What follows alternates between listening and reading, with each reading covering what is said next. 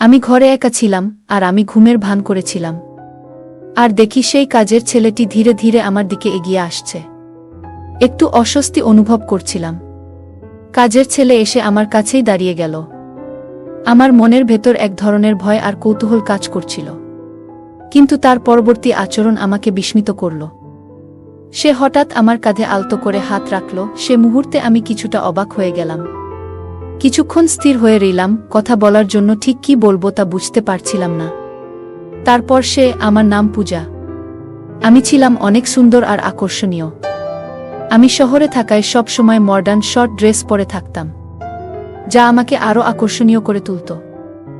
আমার স্বামী সব সময় এসব ড্রেস আমাকে দেখতে পছন্দ করতেন। তিনি আমাকে অনেক ভালোবাসতেন। বন্ধুরা, রেডি হয়ে যাও, আজকের গল্পটা অনেক বেশি স্পেশাল, কেউ মিস করো না। আর গল্পগুলো ভালো লাগলে ভিডিওটি লাইক, শেয়ার এবং চ্যানেলটি সাবস্ক্রাইব করো প্লিজ। আমার বিয়ে যে পরিবারে হয়েছে সেখানে আমার স্বামী ছাড়া আর কেউ ছিল না। আমার স্বামী তার বাবা মায়ের একমাত্র সন্তান ছিলেন। তার বাবা মা খুবই ধনী ছিলেন, কিন্তু এক দুর্ঘটনায় তারা দুজনেই মারা যান। এরপর সমস্ত সম্পত্তি আমার স্বামীর নামে হয়ে যায়। আমার স্বামী তখন সম্পূর্ণ একা এবং অগাধ সম্পত্তির মালিক ছিলেন। আমাদের বাড়িতে সবকিছুই ছিল, কিন্তু একটাই জিনিসের অভাব ছিল, সন্তান। আমার স্বামী ব্যবসার কাজে খুব ব্যস্ত থাকায় এই বিষয়ে কখনো ভাবেননি। কাজের কারণে তিনি প্রায় বিদেশে থাকতেন। আমি বাড়িতে এক রানীর মতো থাকতাম। বাড়ির সব কাজের জন্য কর্মচারী ছিল, তাই আমাকে কিছুই করতে হতো না। দৈনন্দিন রুটিনের মতোই আমার স্বামী আমাকে জানালেন যে তিনি ব্যবসার কাজে বিদেশে যাচ্ছেন। তিনি বললেন, আজ রাতেই আমার ফ্লাইট, তুমি নিজের যত্ন নিও। সেই রাতেই আমার স্বামী বিদেশের উদ্দেশ্যে রওনা দিলেন। আমি রাতটি বেশ শান্তিতে কাটালাম। সকালে ঘুম ভেঙে আমি ঘরের বাইরে তাকিয়ে দেখি আমার 16 বছর বয়সী বাড়ির কাজের ছেলে রান্নাঘরে নাশতা বানাচ্ছে। যদিও তার বয়স 16, তবে তাকে বড়দের মতো দেখাচ্ছিল। সে দেখতেও অনেক সুন্দর ছিল। খুব মনোযোগ সহকারে সে তার কাজ করছিল। কাজ শেষ করেই সে নিজের ঘরে চলে যেত। তবে আমার মনের এক কোণে তার প্রতি একটা অদ্ভুত আকর্ষণ তৈরি হচ্ছিল। আমি একজন আধুনিক এবং রূপসী নারী ছিলাম। বেশিরভাগ সময় আমি একাকী থাকতাম, যা আমার জন্য অনেক কষ্টের ছিল। আমার পোশাকগুলোও বেশ আধুনিক ছিল। অন্য কেউ হলে এতদিনে হয়তো আমার প্রতি আকৃষ্ট হয়ে পড়ত। আমি সব সময় ছোট পোশাক পরতে ভালোবাসতাম, কিন্তু আমার এই কাজের ছেলে কখনো আমার দিকে সেভাবে তাকাতই না, যা আমাকে কিছুটা অস্থির করে তুলেছিল। তখনও আমি ছোট পোশাক পরেই ছিলাম, আর পোশাক পাল্টানোর প্রয়োজনও মনে করিনি। সেই অবস্থাতেই রান্নাঘরে গিয়ে পৌঁছালাম। আমি তাকে নিজের দিকে আকৃষ্ট করার চেষ্টা করলেও সে প্রতিবারই আমাকে উপেক্ষা করত। রান্নাঘরে তখন শুধু আমরা দুজনই ছিলাম, আর বাড়িতেও সারাদিন আমরা একাই থাকতাম। কিছুদিন এভাবে কাটতেই আমার মধ্যে তার প্রতি একটা বিশেষ আকর্ষণ তৈরি হতে লাগল। তবে সে যেন এমন এক অদ্ভুত মনের মানুষ ছিল যে আমার মতো সুন্দরী একজন নারীকে একা পেয়েও তেমনভাবে আকৃষ্ট হচ্ছিল না। যতই চেষ্টা করতাম ততবারই ব্যর্থ হতাম। আজও আমি ইচ্ছা করে বিশেষ ধরনের পোশাক পরে তার সামনে এলাম এবং বললাম, আমার জন্য নাশতা তৈরি করে দাও তো, একটু তাড়াতাড়ি। সে একবার তাকিয়ে চোখ নামিয়ে নিল এবং বলল, আমি আপনাকেই নাশতা বানিয়ে দিচ্ছি ম্যাডাম। তার এমন সরলতা যেন আমাকে আরও বিভ্রান্ত করে তুলল।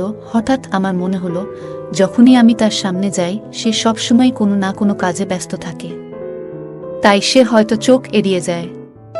মনে হলো তাকে ফাঁকা সময়ের সামনে পাওয়া দরকার। মাথায় একটু চিন্তা এলো। একদিন তাকে বললাম, আজ আমার শরীরটা ভালো লাগছে না, তাই নাশতা আমার ঘরে নিয়ে এসো। আমার কথায় সে একটু থেমে গেল, কারণ এ পর্যন্ত আমার ঘরে কোনো পুরুষ কাজের ছেলে যায়নি। সাধারণত তারা রান্নাঘর কিংবা বাইরের কাজেই সীমাবদ্ধ থাকত। সে কখনোই আমার ঘরে প্রবেশ করেনি। তবে আজ আমি তাকে ঘরে ডেকে আনলাম। আমি ভাবছিলাম, সে তো একজন পুরুষ, যতই উপেক্ষা করুক আমার মতো আকর্ষণীয় একজন নারীকে এড়াতে পারবে না। ঘরে গিয়ে আমি একদম স্বাভাবিকভাবে বসে রইলাম। কিছুক্ষণ পর সে দরজায় নক করল। আমি তাকে ভেতরে আসতে বললাম। সে একটু দ্বিধাগ্রস্ত হয়ে ঢুকল এবং খাবারটি রেখে চলে যাচ্ছিল। তখনই আমি তাকে থামিয়ে দিলাম। আমি তাকে বললাম, তুমি একা একা রান্নাঘরে এত কাজ করো, নিশ্চয়ই ক্লান্ত হয়ে পড়ো। তোমার সাহায্যের জন্য যদি আর কেউ দরকার হয় তবে আমাকে বলো। কথা বলার একটা অজুহাত খুঁজছিলাম, যেন সে আমার দিকে কিছুটা আকৃষ্ট হয়। কিন্তু সে মাথা নিচু করে দাঁড়িয়ে থেকে বলল, না ম্যাডাম, আমার কোনো সমস্যা নেই। আগে বড় এক পরিবারে কাজ করেছি, যেখানে অনেকের জন্য খাবার বানাতে হতো। এখানে তো দুইজনের জন্যই করতে হয়, তাই আমার জন্য কাজ সহজ। এরপর আমি বললাম, একটা বিষয় আমাকে খুব ভাবায়। তুমি কি আমার একান্ত কথা শুনবে? সে কিছুটা বিস্মিত হয়ে আমার দিকে তাকালো।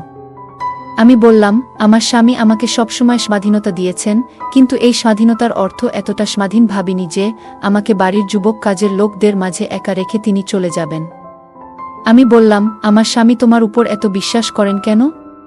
তোমার মধ্যে এমন কি আছে? আমার প্রশ্ন শুনে সে কিছুক্ষণ চুপ থাকল। তারপর বলল, এটা তো আপনার স্বামীই বলতে পারবেন। আমার কাজ এই বাড়ির দায়িত্ব পালন করা, আর সেটা আমি যথাযথভাবে করছি। যদি কোনো অভিযোগ থাকে তাহলে আপনি তাকে জানাতে পারেন। সে চলে যাওয়ার চেষ্টা করছিল, তখনই আমি বললাম, আমার তোমার উপর বেশ কিছু অভিযোগ আছে। আমার কথায় সে একটু অস্থির হয়ে গেল, কারণ আমার সুরে কিছুটা কড়া ভাব ছিল। সে ভেবেছিল আমি হয়তো তার কাজ নিয়ে অসন্তুষ্ট, আসলে আমার মনোভাব অন্যরকম ছিল। সে চিন্তিত হয়ে বলল, আপনার কি অভিযোগ আছে আমার বিরুদ্ধে? আমি তো সবসময় চেষ্টা করি যাতে আপনাকে কোনো অসুবিধা না হয়। আমি বললাম, এই বাড়িতে রাতে একা থাকলে আমার একটু ভয় লাগে। আমি চাই আমার সঙ্গে একটি সাহায্যকারী থাকুক, কারণ বাড়ির সবাই কাজ শেষে কোয়ার্টারে চলে যায়। আমার কথা শুনে সে কিছুটা বিস্মিত হল। আমি ইচ্ছা করেই তাকে কিছুক্ষণ আমার ঘরে রাখতে চেয়েছিলাম, মনে মনে নিশ্চিত ছিলাম যে সে আমার দিকে বেশিক্ষণ তাকিয়ে থাকতে পারবে না। আমার সামনে খাবার ছিল, তবে তখন আমার মন সেই নতুন কাজের ছেলেটির দিকে চলে গিয়েছিল, যার বয়স মাত্র 16। আমাদের কথোপকথন চলছিল এবং হঠাৎ খেয়াল করলাম তার দিকে তাকিয়ে থাকতে থাকতে আমার দৃষ্টি একসময় তার দিকে নেমে এলো। আমি একটু থমকে গেলাম।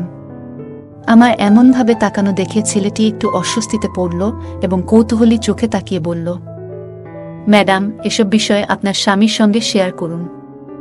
এরপর সে দ্রুত ঘর থেকে বেরিয়ে গেল, আর আমি চুপচাপ বসে ভাবতে লাগলাম, যাকে এতদিন শুধু কাজের ছেলে ভেবেছিলাম, সে যেন সম্পূর্ণ আলাদা এক ব্যক্তিত্ব। এই চিন্তা আমার মাথায় ঘুরতেই থাকল। এরপর আমি নীরবে তাকে লক্ষ্য করতে শুরু করলাম। পরদিনও আমি তাকে আমার ঘরে আসতে বলার চেষ্টা করলাম, কিন্তু সে সোজাসাপটা বলে দিল, আমি বাজারে যাচ্ছি, তাই নাশতা বাইরে করে নিন। তার কথায় আমি অবাক হয়ে গেলাম। কেন যেন তাকে নিয়ে আর কোনো আদেশ দিতে পারছিলাম না। মাঝে মাঝে সে আমাকে লুকিয়ে দেখত। একদিন দুপুরে ঘুম থেকে উঠে মনে হলো তার জীবনটা কেমন তা জানার ইচ্ছে হলো। তাই আমি কোয়ার্টারের দিকে পা বাড়ালাম, কারণ সে কোয়ার্টারে থাকে। যেন দেখার চেষ্টা করি তার জীবনযাত্রা কেমন। জানতাম সে কোয়ার্টারেই থাকে। তাকে নিয়ে আমার কৌতূহল যেন দিন দিন বাড়ছিল। আমি তখন কোয়ার্টারের দিকে এগোচ্ছিলাম, হঠাৎ দেখলাম সে ধীরে দরজা বন্ধ করছে। আমি চুপচাপ দাঁড়িয়ে তার দিকে তাকিয়ে রইলাম। এরপর সে বাড়ির দিকে পা বাড়ালো এবং সোজা আমার ঘরের দিকে হাঁটতে লাগল। সে আস্তে করে আমার ঘরের দরজা খুলল এবং ভেতরে ঢুকে গেল। আমার মন আতঙ্কে ভরে উঠল, কারণ সে নিশ্চয়ই বুঝে যাবে আমি ঘরে নেই। দ্রুত রান্নাঘরে গিয়ে লাইট জ্বালিয়ে পানির জগে পানি ভরতে লাগলাম। কিছুক্ষণ পরে সে আমাকে খুঁজতে খুঁজতে রান্নাঘরে চলে এলো। আমাকে দেখে বলল, আপনি এখানে? আপনাকে ঘরে না দেখে একটু চিন্তিত হয়ে পড়েছিলাম। আমি তাকে দেখে বললাম, তুমি কেন আমার ঘরে আমাকে খুঁজতে গিয়েছিলে? আমার প্রশ্নে সে হঠাৎ অপ্রস্তুত হয়ে গেল এবং গলা সামলে বলল, আসলে পানি নেওয়ার জন্যই গিয়েছিলাম। আজ জগে পানি রাখা ভুলে গিয়েছিলাম, তাই ভাবলাম একটা বোতল দিয়ে আসি। আমি তার দিকে তাকিয়ে রইলাম, কারণ আমি তো পানির জগটা আসলে শুধু একটা অজুহাত হিসেবে ব্যবহার করছিলাম। আমার ঘরে পানি আগে থেকেই ছিল। এরপর সে নীরবে নিজের কোয়ার্টারের দিকে ফিরে গেল, আর আমিও ঘরে ফিরে এসে দরজা বন্ধ করে চিন্তায় মগ্ন হয়ে রইলাম। এতদিন তাকে শুধু একজন কাজের ছেলের মতো দেখেছিলাম, যে সবসময় নিজের কাজ করত আর আমার সঙ্গে আমার চোখা এড়িয়ে চলত। একবার তো সে আমার ঘরে আসতে সরাসরি মানাও করে দিয়েছিল। তবে আজ হঠাৎ সে আমার ঘরে কেন এসেছিল? তার এই আচরণে আমি বিভ্রান্ত হয়ে পড়লাম এবং সারারাত এসব ভেবে কাটালাম। সে লিখিয়ে আমার ঘরে আসতো আর আমি সেটা জানতামই না। পরদিন সকালেও এই বিষয়টি নিয়ে আমি চিন্তা ছিলাম। তাকে তখন সম্পূর্ণ অন্যরকম একজন মানুষ মনে হচ্ছিল। সে আজও আমার সামনে সেই একই শান্ত দৃষ্টিতে তাকিয়েছিল। এখন সে প্রায় আমার দিকে তাকিয়ে থাকে। সে মাথা নিচু করে নম্রভাবে কথা বলছিল এবং আমাকে খাবার দিয়ে আবার ঘরের কাজে মন দিল। রাত নামল, আর আমি সারা রাত এপাশ ওপাশ করেই কাটালাম। সিদ্ধান্ত নিয়েছিলাম, এবার যদি সে আমার ঘরে আসে তাহলে আমি প্রশ্ন করব, তার আসল উদ্দেশ্য জানতে চাইব। আমার মনে হচ্ছিল রাতে আমি ঘুমিয়ে পড়লে সে ঘরে ঢুকে কেন আসে। কিছুক্ষণ পরই দরজার কাছে পায়ের শব্দ পেলাম। সঙ্গে সঙ্গে আমি ঘুমের ভান করে পড়ে রইলাম। কিছুক্ষণ পর দরজা খুলে সে ঘরে ঢুকল। তার এভাবে ঘরে আসা আমাকে অস্বস্তিতে ফেলে দিল। সত্যি বলতে আমি খারাপ চরিত্রের কেউ নই, তবে তাকে নিয়ে এক অদ্ভুত আকর্ষণ অনুভব করছিলাম, তাই তার মনোযোগ পেতে চেষ্টা করছিলাম। কিন্তু কখনোই মনে করিনি সে আমার সম্মানহানি করবে বা আমার একাকিত্বের সুযোগ নেবে। আমি ঘরে একা ছিলাম, আর তাকে ধীরে ধীরে আমার বিছানার দিকে এগিয়ে আসতে দেখে আতঙ্কিত হয়ে পড়লাম। স্বামীর উপর হতাশা কাজ করছিল, কিভাবে সে আমাকে একা এখানে রেখে অচেনা লোকের উপর এতটা বিশ্বাস করতে পারল। কাজের ছেলেটি আমার বিছানার কাছে এসে থেমে গেল। আমার বুকটা আতঙ্কে ধকধক করতে লাগল, কিন্তু তার পরবর্তী আচরণ আমাকে অবাক করল। সে হঠাৎ আমাকে এমনভাবে স্পর্শ করল যে আমি কিছুটা বিস্মিত হয়ে পড়লাম। এক মুহূর্ত স্থির হয়ে থাকলাম, কোনো কথা বললাম না, আর কিছুক্ষণের মধ্যেই সে চলে গেল। পরের দিন মনটা যেন অদ্ভুত এক অনুভূতিতে ভরে ছিল, বারবার সেই ঘটনার কথা মনে পড়ছিল। কিছু সময় পর যখন সে আমার কাছে খাবার নিয়ে এল, আমি নিজের ভাবনা গুছিয়ে নিলাম। তাকে দেখে আমার ভেতরে এক অজানা ভয় কাজ করল। আমার প্রতিক্রিয়া দেখে সেও কিছুটা থমকে গেল। আমি তাড়াতাড়ি বললাম, আমার এখন খিদে নেই, তুমি খাবার রেখে যাও, আমি পরে খাবো। এটা বলে আমি তাড়াতাড়ি নিজের ঘরে চলে এলাম। এখন আর আগের মতো স্বাভাবিক থাকতে পারছিলাম না। তার আচরণ বারবার মনে পড়ছিল। পরের রাতেও সে একইভাবে আমার ঘরে এলো এবং আমার বিছানার কাছে এগিয়ে এলো। আমি ঘুমের ভান ধরে পড়ে রইলাম, যদিও মনে মনে তার সাথে প্রশ্ন করতে চাইছিলাম, কিন্তু আমার মধ্যে যেন সেই সাহসটা খুঁজে পাচ্ছিলাম না। প্রতিদিন একই ঘটনা ঘটতে থাকল, আর যখনই আমার স্বামী ফোন করত আমি সব ঠিক আছে বলেই কাটিয়ে দিতাম। কিন্তু দিন দিন আমার অস্বস্তি বাড়তে লাগল। সে লুকিয়ে আসতো আর আমার কাছে এসে চুপচাপ দাঁড়ায় থাকত এবং পরে চলে যেত। মনে হতো তার মধ্যে এক অদ্ভুত রহস্য লুকিয়ে আছে, যা আমি জানতাম না। এক রাতে সে আবার আমার ঘরে ঢুকল এবং সে চলে যাওয়ার পর আমি আস্তে করে উঠে তার পেছনে এগোলাম। লক্ষ্য করলাম সে বাড়ির বাইরে কোয়ার্টারে না গিয়ে গেটের দিকে এগোচ্ছে। এ দৃশ্য দেখে আমি একটু ভয় পেয়ে গেলাম। রাতের এ সময় সে কোথায় যাচ্ছে? আমি সারা রাত অপেক্ষায় কাটালাম, কিন্তু সে আর ফিরল না। তার এসব অদ্ভুত আচরণে আমার ঘুম উড়ে গেল। অপেক্ষা করতে করতে ভোর ৫টা নাগাদ দেখলাম সে ঘরে ঢুকছে। তার পরনে থাকা কাপড়ে লাল দাগ দেখা যাচ্ছিল, যেন খুব ক্লান্ত ছিল। দ্রুত কোয়ার্টারের দিকে যেতে শুরু করল, আর আমি অবাক হয়ে ভাবতে লাগলাম সে সারা রাত কোথায় ছিল। তার এই রহস্যময় আচরণ আমার মনে ভীতি ও সন্দেহের সৃষ্টি করল। সে তো আমার কাছে কেবল একজন তরুণ চাকর, কিন্তু তার এমন অদ্ভুত আচরণে তাকে নিয়ে আতঙ্কিত হচ্ছিলাম। আগে তার কাছাকাছি থেকে ভয় পেতাম না, কিন্তু এখন তার প্রতিদিনের এই রাতের কার্যকলাপ আমার মনে অস্বস্তি বাড়াচ্ছিল। রাতে আমার ঘরে এসে যাওয়ার পর সে কোথায় যেত এবং কেন ভোর ৫টা নাগাদ ফিরে আসত, এই সব কিছু ভাবতে গিয়ে আরও ভয় বাড়ছিল। আমার স্বামী প্রতিদিন কাজ থেকে ফিরলে খুবই ক্লান্ত থাকত এবং তার জামাকাপড়ও বেশ নোংরা হয়ে যেত। আমি ছোটবেলা থেকে খুবই যত্নে বড় হয়েছি, তাই এই ধরনের পরিস্থিতি দেখে ভীত হয়ে যেতাম। আমার মানসিক শান্তি বিঘ্নিত হচ্ছিল, যার ফলে আমি প্রায় অসুস্থ হয়ে পড়ছিলাম। একদিন আমার স্বামী আমাকে ফোন করে আমার স্বাস্থ্যের খোঁজখবর নিল। কথা বলতে গিয়ে আমি চোখের পানি ধরে রাখতে পারলাম না এবং তাকে বললাম যে আমার একজন কাজের মহিলা প্রয়োজন। আমি এখানে একা পুরুষ কর্মচারীদের সাথে থাকতে আরাম বোধ করি না। আমার স্বামী আমাকে শান্ত করার চেষ্টা করল এবং বলল, তুমি এখনো বাইরের জগৎ সম্পর্কে ভালোভাবে জানো না। অনেক সময় এই ধরনের গৃহকর্মীরা বিশ্বস্ত না হয়ে চুরি করে বা সমস্যা সৃষ্টি করে। তাই আমি তোমার নিরাপত্তার ব্যাপারে চিন্তিত। কিন্তু আমি এই কর্মচারীকে পুরোপুরি বিশ্বাস করি। আমি শিগগিরই বাড়ি ফিরে আসব। তার এই কথাগুলো শুনে আমি অবাক হলাম। আমার মনে হচ্ছিল, কেন আমার স্বামী এই কর্মচারীর উপর এতটা বিশ্বাস করছে। তাকে বললাম, তুমি ঠিক বলেছ, সবাইকে বিশ্বাস করা যায় না। অনেক সময় মানুষ মুখোশ পরে আমাদের মতো সরল মানুষদের বোকা বানায়। এরপরে আমি নিজেও একটু আতঙ্কিত হয়ে পড়েছিলাম, এই ভেবে যে হয়তো এই কর্মচারী তেমন ভালো নাও হতে পারে যতটা আমার স্বামী তাকে মনে করছে। তবে আমার স্বামী আমাকে বলল, আমি তাকে চোখ বন্ধ করেই বিশ্বাস করি। এ বিষয়ে যদি কেউ আমাকে কিছু উল্টোপাল্টা বলে, তাও আমি বিশ্বাস করব না, কারণ আমি নিশ্চিত যে সে তোমার সাথে কিছু ভুল করতে পারে না। তাকে নিয়ে আমার পূর্ণ আস্থা আছে। আমার স্বামীর এই কথাগুলো শুনে আমি খুব চিন্তায় পড়ে গেলাম। মনে হলো হয়তো আমার স্বামী আমার কথাগুলো বিশ্বাস করবে না। সত্যিটা জানাতে চাইছিলাম, তবে সেদিন আর কথা বাড়ালাম না, কিন্তু একা একা চিন্তা করতে করতে আরও বিচলিত হয়ে পড়লাম। গৃহকর্মীর দৈনন্দিন কাজের রুটিন আগের মতোই চলছিল।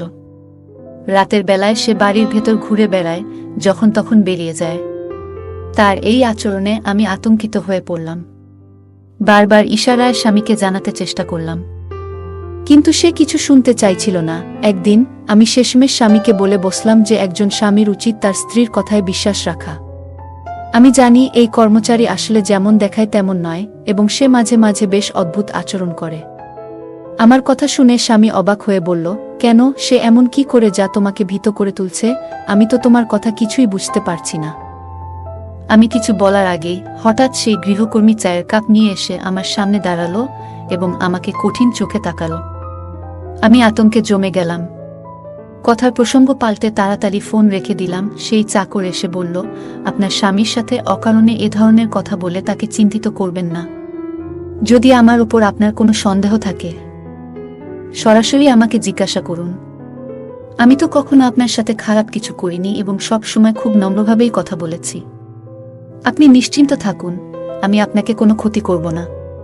তার কথাগুলো নম্র শোনালেও আমি বুঝতে পারছিলাম সে আসলে আমাকে সতর্ক করছে যেন আমি আমার স্বামীকে কিছু না বলি। আমি চুপ করে থাকলাম। তার দৃষ্টি নিজের থেকে সরাতে বললাম, না, তোমার উপর সন্দেহ নেই, তবে একাকিত্ব ও ভয় আমায় কাবু করে ফেলছে। আমি একা থাকতে পারছি না, তাই চাইছি যেন একজন মহিলা সহকারী আমার সাথে থাকে। সে আমাকে এক ধরনের ভাবলেশহীন চোখে কিছুক্ষণ দেখে নিয়ে বলল, আপনি চিন্তা করবেন না, এখন থেকে আপনার আর ভয় লাগবে না। আমি নীরবে মাথা নাড়লাম, কিন্তু মনে মনে সিদ্ধান্ত নিলাম যে আমার স্বামীকে সব বলতেই হবে। এরপর থেকে গৃহকর্মী যেন আমাকে নজরে রাখার কাজ শুরু করল। আগে কাজ শেষ করেই কোয়ার্টারে চলে যেত, কিন্তু এখন সে সারাদিন বাড়ির আশেপাশে ঘোরাঘুরি করত এবং প্রায়ই আমার ঘরের দিকে উকি দিত। তার এই অদ্ভুত আচরণে আমি ভয় পেতে শুরু করলাম। আমার মনের অবস্থা ক্রমেই খারাপ হয়ে উঠছিল। অসহজত্ব যেন চরমে পৌঁছে গিয়েছিল। না পারছিলাম আমার স্বামীকে কিছু বলতে, না পারছিলাম এই গৃহকর্মীর থেকে মুক্তি পেতে। আমার মনে হচ্ছিল সে যেন আমাকে নিজের নিয়ন্ত্রণে নিয়ে ফেলেছে। ঠিক সেই সময় আমার স্বামী আমাকে জানালেন যে তিনি বাড়ি ফিরছেন। এই খবর শুনে আমার মুখে আনন্দের ছোঁয়া এলো। আমি অপেক্ষা করতে লাগলাম যেন সামনে বসে তাকে সব কিছু জানাতে পারি। কিছুদিন পর আমার স্বামী বাড়ি ফিরে এলেন। কাজের ছেলে আবার আগের রুটিনে ফিরে গেল, কাজ শেষ করেই বাইরে চলে যাচ্ছিল। আমি তখন স্বামীর সাথে একান্তে সময় কাটাচ্ছিলাম। আমার অবস্থা দেখে স্বামী অবাক হয়ে বললেন, তুমি এত দুর্বল হয়ে পড়েছ কেন? বাড়ির সব ব্যবস্থাই তো রয়েছে, আর এই গৃহকর্মীও তো বলেছে যে সে তোমার বেশ খেয়াল রেখেছে। আমি তার উপর বিশ্বাস করি, সে নিশ্চয়ই ঠিকমতো খেয়াল রেখেছে। তবে কি এমন কি ঘটেছে যা তোমাকে এমন দুর্বল করে দিয়েছে? তার কথা শুনে আমি চুপচাপ তাকিয়ে রইলাম। তখনও তিনি গৃহকর্মীকে একজন ভালো কর্মচারী হিসেবেই দেখছিলেন। আমি বললাম, আমার সমস্যার কারণ এই চাকর। আমি তার সাথে স্বস্তি পাচ্ছি না। আমি চেয়েছিলাম যেন কোনোভাবে আমার স্বামী তাকে দূরে রাখে। প্রতিদিন সে আমার ঘরে আসত, আর আমি চাইলেও কিছু করতে পারছিলাম না। আমি জানতাম সে বুঝে গেছে যে আমি তার উদ্দেশ্য সম্পর্কে সচেতন। আমার কথা শুনে স্বামী গভীরভাবে চিন্তায় পড়লেন এবং বললেন, আমাকে ক্ষমা করো। আমি জানতাম না যে সে এমন হতে পারে। অন্ধবিশ্বাস করেছিলাম। তার চোখে অবিশ্বাসের ছাপ ছিল, তবে আমি তাকে বোঝাতে সক্ষম হলাম যে এটাই সত্য। সে আমার স্বামীকে এতটাই মানসিক কষ্ট দিয়েছিল যে একদিন তার শরীর খারাপ হয়ে যায় এবং তাকে হাসপাতালে নিয়ে যেতে হয়। আমি খুবই উদ্বিগ্ন হয়ে পড়লাম, যদি স্বামীর কিছু হয়ে যেত, তবে আমি নিজে বাঁচতে পারতাম না। আমার স্বামীর জন্য চোখের পানি ফেলছিলাম, তখনই হঠাৎ সেই চাকর এসে বলল, আপনি কি এমন কিছু বলেছেন যা তার এ অবস্থার কারণ হয়েছে? আমি অবাক হয়ে বললাম, তিনি আমার স্বামী, আমি যখন ইচ্ছা তার সাথে কথা বলতে পারি। সে আমার কথা শুনে চলে গেল। 10 দিন পর আমার স্বামী সুস্থ হয়ে বাড়ি ফিরলেন। আমি চুপচাপ ছিলাম এবং তাকে বললাম, আমি আসলে কোনো গোপনীয় কিছু বলিনি। বাড়িতে কিছুই ঘটেনি, শুধু চাইছি তুমি আমার পাশে থাকো। আমি তাকে বোঝানোর চেষ্টা করলাম, কিন্তু তিনি বললেন, তুমি এভাবে কথার প্রসঙ্গ বদলাচ্ছ কেন? আমি নিশ্চয়ই সেই গৃহকর্মীকে জিজ্ঞেস করব এবং তাকে বাড়ি থেকে বের করে দেব। আমি বিশ্বাস করতে পারছি না, এতদিন তাকে ভরসা করে এসেছি, অথচ সে আমাদের এমনভাবে ঠকিয়েছে। স্বামীর কথায় আমি অস্বস্তিতে পড়লাম। তিনি মানসিক চাপে ছিলেন এবং দৃঢ় সিদ্ধান্ত নিয়েছিলেন গৃহকর্মীর সাথে কথা বলার। কিন্তু আমি ভীত ছিলাম, কারণ মনে হচ্ছিল, যদি আমার স্বামী গৃহকর্মীর সাথে কথা বলেন, তবে সে হয়তো তাকে আরও বিপদে ফেলবে। আমি ভেবেছিলাম আমার স্বামীকে গৃহকর্মীর কাছ থেকে বিপদে পড়তে দিই না। তাকে এ বিষয়ে বোঝানোর অনেক চেষ্টা করলাম, কিন্তু তিনি একবারও শুনলেন না। একদিন স্বামী আমাকে শপিংয়ে পাঠালেন, আর আমি চিন্তায় পড়ে গেলাম, এতক্ষণে তিনি হয়তো চাকরটির সাথে একাই কথা বলছেন। মনের অস্থিরতায় শপিং বাদ দিয়ে তৎক্ষণাৎ বাড়ি ফিরলাম। ঠিক যেমন ভাবছিলাম, স্বামীর ঘর থেকে তর্কাতর্কির আওয়াজ শোনা যাচ্ছিল। আমার স্বামী খুব রেগে গিয়ে গৃহকর্মীকে কিছু বলছিলেন। তার কথায় আমি হতবাক হয়ে গেলাম। আমার স্বামী বলছিলেন, আমি তো বলেছিলাম সেই তাবিজটা সতর্কতার সাথে আমার স্ত্রীর উপর থেকে সরিয়ে বাইরে গিয়ে মাটিতে পুঁতে রাখতে।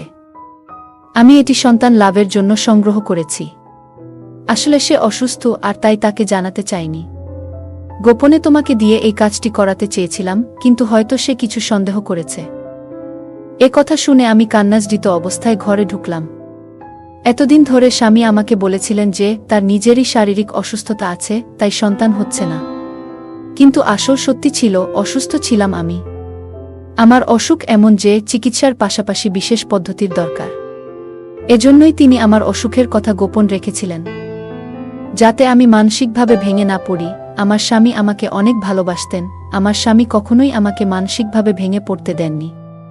প্রতিদিন গৃহকর্মীটি সেই তাবিজটি আমার শরীরের উপর দিয়ে নিয়ে বাইরে ফেলে আসত, যেন আমার অসুস্থতা দূর হয়। এই সত্যি জেনে আমি লজ্জায় মাথা নিচু করে কাজের সেই ছেলের কাছে ক্ষমা চাইলাম। এরপর আমি ডাক্তারের পরামর্শে চিকিৎসা করালাম, এবং কয়েক বছর পর আমার মা হওয়ার সুসংবাদ এলো। এখন আমি ও আমার স্বামী, আমাদের সেই বিশ্বস্ত কাজের লোক, একসাথে সুখে শান্তিতে জীবন কাটাচ্ছি। বন্ধুরা, যদি এই গল্পটি ভালো লেগে থাকে, তাহলে দয়া করে ভিডিওটি লাইক করুন এবং আমাদের চ্যানেলটি সাবস্ক্রাইব করুন। পাশে থাকা বেল আইকনটি প্রেস করুন, যাতে করে আমরা যখনই নতুন ভিডিও আপলোড করি, তার নোটিফিকেশন সবার আগে আপনার কাছে পৌঁছে যায়। ধন্যবাদ, দেখা হবে আমাদের পরবর্তী ভিডিওতে।